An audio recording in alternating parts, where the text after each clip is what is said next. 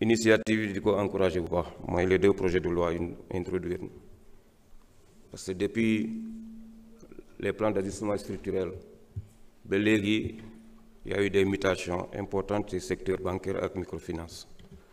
C'est vrai que les banques accompagnent le financement de l'économie, mais il faut noter qu'il y a énormément de défis qui persistent, affectant aussi bien les particuliers que les entreprises. Les principales difficultés, nous avons wax nañ ko fi, mais c'est surtout l'accès limité au financement. Parce que da ngay dem ci yenn microfinance yi dañ lay laaj caution ba pare defal la nantissement muy lu 10. Boole ci seen taux d'intérêt, il y a un de mes collègues qui l'a signalé ici.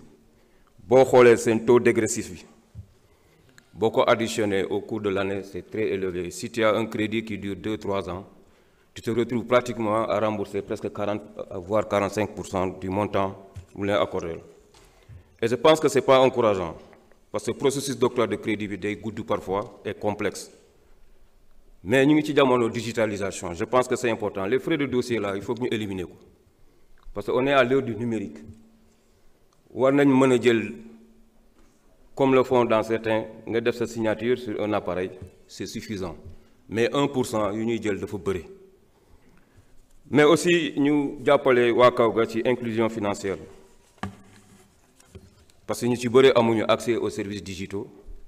Je veux parler de l'économie numérique avec les applications Wave wala Orange Money parce que c'est une zone amul courant, parfois même dans un réseau.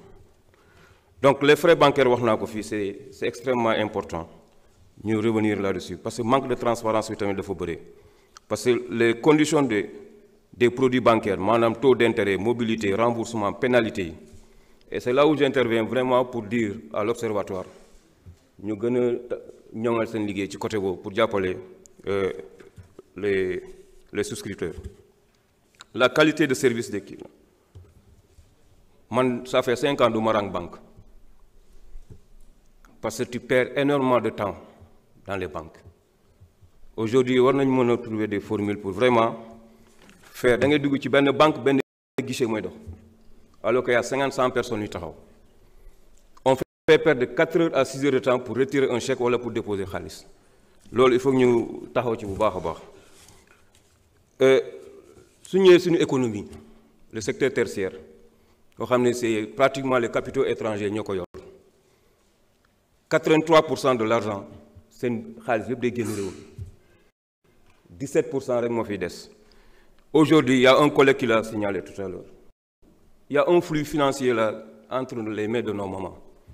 Est-ce qu'il n'y a pas lieu de réinventer un système pour capitaliser tous ces fonds-là mën a circuler le xaalis?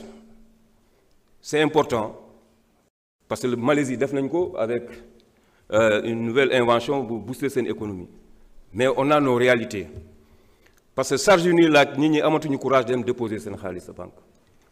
Mais si on crée des conditions, je veux interpeller la caisse de dépôt et de consignation. Si on peut décentraliser ça, maire yi di dem denc seen xaalis foofu avec 0 franc comme intérêt wala frais de tenue de compte loolu dina tax ñoom ñuy am courage di dem déposer xaalis bi mais aussi de booster l'économie parce que xaalis day circuler. Beneen bi mooy les produits d'épargne incitatifs en termes de numérisation. Ok, voilà, numération du moins. Et penser aussi à associer les expatriés pour ñu xool nu ñuy def ba am un épargne national important.